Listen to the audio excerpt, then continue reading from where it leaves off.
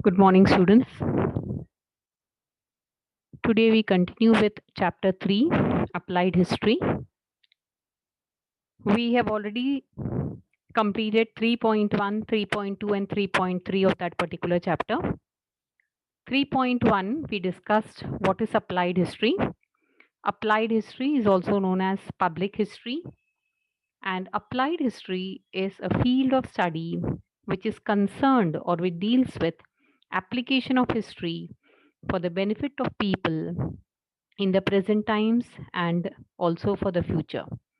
That means you're going to use the knowledge of history for the benefit of the people who live in the present times as well as for future. Knowledge of history is useful in finding guidance to solutions for present day social problems, and also it is important for social planning. Now, today, the points that we are going to cover is 3.4 and 3.5. 2 points we are going to cover. 3.4 and 3.5. 3.4 is management of cultural and natural heritage, and 3.5 affiliated professional fields, fields that are related to. Affiliated means fields that are related, professions that are related to the field of applied history.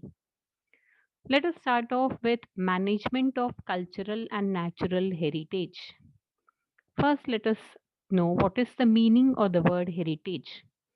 Heritage means something that is valuable and which is passed down from one generation to another generation. Cultural heritage. What is cultural heritage? Cultural heritage covers all that which is created by human beings. And in cultural heritage, we have two types, tangible and intangible. Whatever is passed down from one generation to another generation is of two types. Tangible, that which is capable of being touched. You can feel it, you can touch it, you can see it. And intangible is that which cannot be seen, touched, but you can experience it. Cultural heritage, tangible cultural heritage. What does it include? It includes ancient sites, all our historical buildings, monuments, artifacts, manuscripts, or books which were written, sculptures, paintings, that which we can touch, which we can feel, they all come under cultural, tangible cultural heritage. They are passed down from one generation to another generation. For example, all the monuments, buildings that we visit as tourists, forts, books or manuscripts, paintings, sculptures, all that comes under tangible cultural heritage. Intangible cultural heritage. What does it include? Oral traditions. Traditions are passed down from one generation to another generation. Our ancestors practice it and they teach or they talk about it, and while they practice it, they pass it down to the next generation. Language is also passed down from one generation to another generation. Traditional knowledge about medicines, knowledge about dance, customs, rituals, how to celebrate festivals, styles of performing arts. In chapter 4, we did performing arts, drama, okay, dance, all this comes under performing arts. Certain traditional skills like pottery, and other traditional skills, it can be related to metallurgy or it can be related to sculpting. All this are also passed down from one generation to another generation. So all this comes under intangible cultural heritage, knowledge about certain skills when they are passed down from one generation to another generation. Communities, groups who represent such traditions, customs, and skills also comes under intangible cultural heritage. Here you have a concept map, children. Management of cultural and natural heritage. Now, when you talk about cultural heritage, what did we see? Cultural heritage can be divided into tangible and intangible. Tangible includes ancient sites, places where ancient monuments are found, buildings, artifacts, manuscripts, sculptures, and paintings. Intangible heritage includes intangible cultural heritage includes oral traditions and their languages. Then you have traditional knowledge, social customs and rituals of celebrating festivals, styles of performing arts, certain traditional skills, community groups who represent such traditions, customs, and skills. Certain skills and customs and traditions are exclusive to certain communities or group of people. They pass it down from one generation to another generation. They cannot be touched or seen, but that knowledge is passed down from one generation to another generation. Let us talk about natural heritage. The concept of natural heritage gives importance to the thought of biodiversity, biolife, diversity differences. There is a lot of differences or variation in the life that exists around us. It includes the following things: fauna, all the animal life which is present around us, right from a smallest of small worm or a microscopic organism to a very big animal like the elephant. Okay, there is variety. Flora, plant life. Ecology, every living organism lives in a particular ecosystem, children. Geomorphic, that is related to the form of landscape and other natural features on the earth's surface. The different landscapes and natural features on the earth's surface, they're not same everywhere. Some places there are mountains, plateaus, plains, okay, some are water bodies. So geomorphic characteristics which is crucial for sustaining or strengthening, supporting, strengthening, sustaining, strengthening, or supporting physically and mentally the flora and fauna of a particular region. Let us take an example. For example, a cactus. A cactus plant grows in the desert region. It is the plant has adapted itself well to that particular landscape. So therefore, it comes under the flora which is found in the desert region. So it is found in a particular region. Which region are we talking about? Desert region. So therefore, natural heritage here covers all the biodiversity. That means it includes all the plant life, animal life, the ecosystem, the landscape, or the natural features of the earth's surface, which are required for sustaining, that is strengthening or supporting that particular animal and plant life of a particular region. We need to preserve or conserve all this for the benefit of the future generation. So this comes under our natural heritage, what we will pass down from one generation to another generation. And that also that is related to nature. So therefore, natural heritage. Cultural heritage is what man has made. For example, there is sculpture, painting, language, customs, traditions, which all that man has made will come under cultural heritage. What is given to us by nature, landforms, animal life, plant life, ecosystem, okay, all that will come under natural heritage. Applied history is application of history for the benefit of people in the present times and for future times. So therefore, it is very, very important that what do we do in order to preserve this cultural and natural heritage.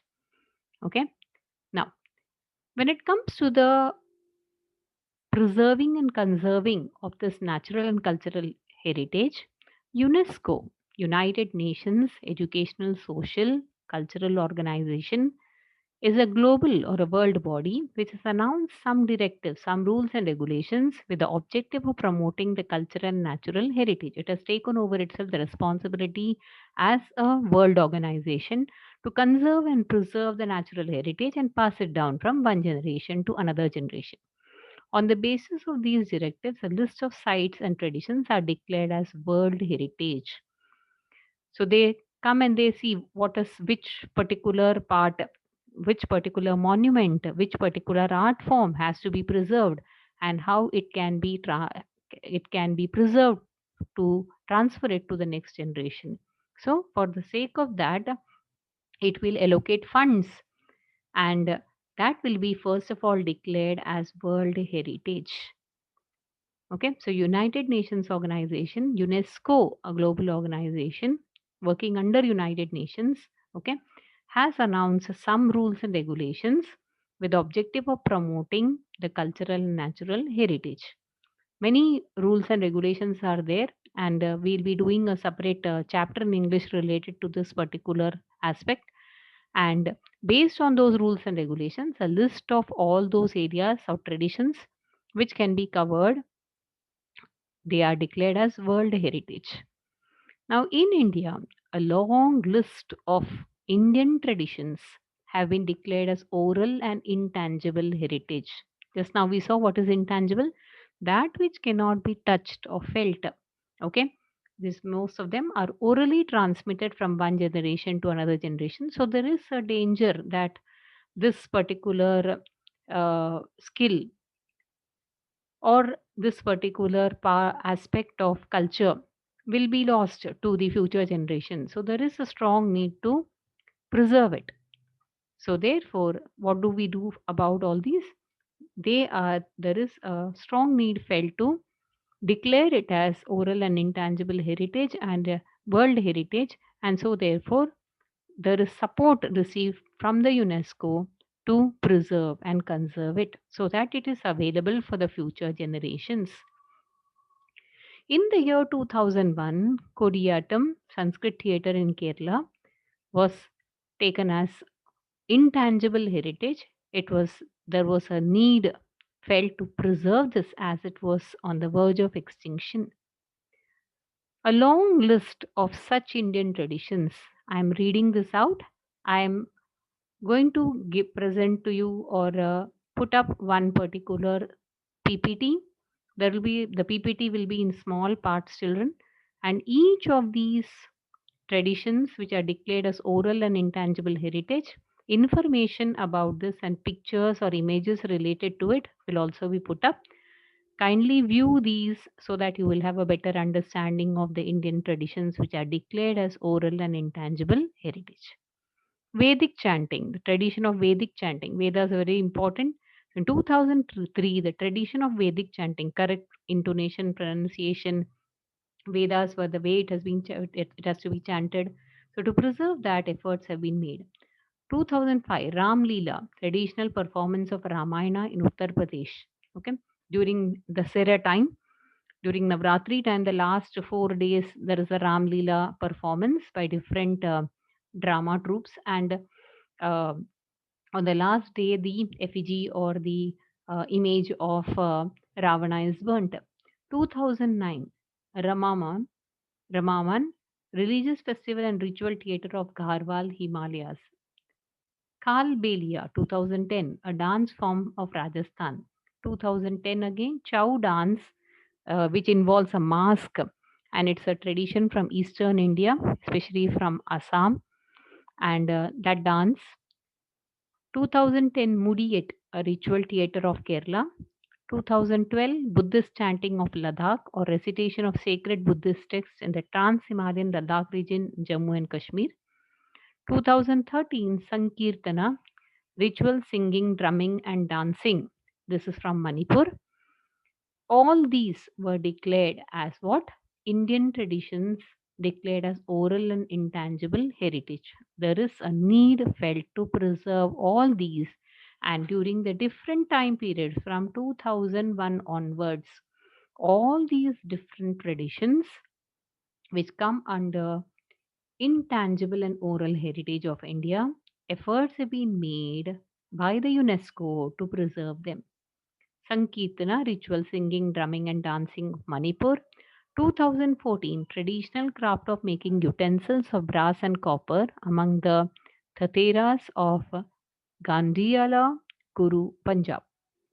And 2016, yoga also has been declared as intangible heritage, and International Yoga Day is also celebrated. So, therefore, all these different oral and intangible, these traditions come under oral and intangible heritage. Do have a look at the PPT, and additional information and images are all covered in the PPT that will help you to understand this better. I'm not putting up the PPT with this because it becomes difficult to upload the video then. Let us talk about World Cultural Heritage Sites India. There have been several other sites which are again declared as World Cultural Heritage Sites, which are these different monuments and sites. 1983 Agra Fort, again Ajanta Caves, Verul or Ellora Caves, Taj Mahal. In 1984, group of monuments at Mahabalipuram, Sun Temple, Konark, churches and convents of Goa. 1986, Fatehpur Sikri. 1986, again group of monuments at Hampi, Khajuraho group of monuments. 1987, Elephanta Caves. All these are being covered under World Cultural Heritage Sites India. During different time periods, different years, each of these was examined by a group of individuals or a committee that comes to India. And there are foreign representatives also present here.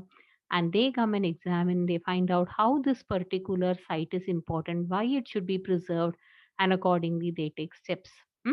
And once a particular site is declared as World Heritage Site, cultural heritage site, then accordingly the funds are diverted to preserve it and maintain it. 1987 Great Living Chola Temples, 2004 Gangai Kondacholapuram, Brihadishwar and Airavateshwar at Dharasuram. They're all temples, great Chola living temples. 1987 you have group of monuments at Pattadakal. 1989 Buddhist monuments at Sanchi. 1993 Humayun's tomb, Delhi. 1993 Qutub Minar and its monuments, which are surrounding Qutub Minar, Delhi again. 1999 Mountain Railways of India, and in that you have three: Darjeeling Himalayan Railways, Nilgiri Mountain Railways, and the Kalka Shimla Railway. 2002 Mahabodhi Temple Complex at Bodh Gaya, rock shelters at Bhimbetka 2003, Champaner Pavagad Archaeological Park 2004. From Mumbai you have Chhatrapati Shivaji Maharaj Terminus. 2007 Red Fort Complex Delhi. 2010 Jantar Mantar Jaipur. 2013 Hill Forts of Rajasthan. Here many hill forts have been covered. There are six hill forts that are covered under Hill Forts of Rajasthan. These are all very beautifully maintained, and a number of tourists visit these hill forts of Rajasthan. Rani Ki Vav, that is the Queen's Stepwell at Pathan, Gujarat, having it's a seven-storied building which has got spiritual significance. 2016 archaeological site at Nalanda, Mahavihara, Nalanda University, which during the ancient times it was a university where students from different countries would come to Nalanda, Bihar, in order to study. 2016 Capital Complex at Chandigarh, and 2017 Ahmedabad Historical City. So these are the various cultural sites that have been covered under what you call as World Heritage Sites.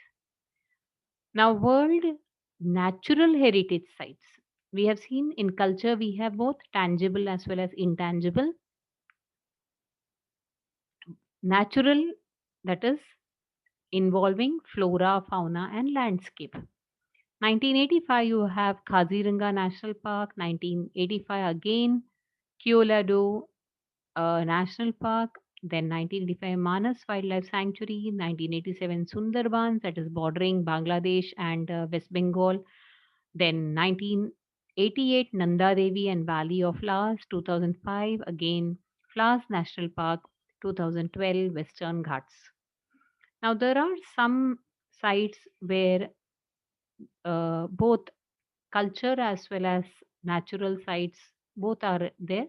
So therefore you have only one site in India has been declared as a mixed type, that is in 2016 the Kanchenjunga National Park, that is both the landscape as well as it has the natural heritage site, as well as there is a culture also involved in that particular region which needs to be preserved and conserved, so that comes under mixed site, and that is the Kanchenjunga National Park. Here we come to the end of this particular video, children. Now each of these, all the natural heritage sites and cultural heritage sites. A long list of it is there. Every natural site and cultural heritage site has been covered in the PPT. Do have a look at it when it is forwarded to you, because it will give you an idea about India's very beautiful cultural and natural heritage, and you will be proud to note that there is a lot of there are lots of beautiful monuments and natural heritage sites that we can visit, and a lifetime is actually less if you plan to visit and see the entire region of India. We come to the end of this video, children. The next part we will be dealing with affiliated professional fields. Thank you, children.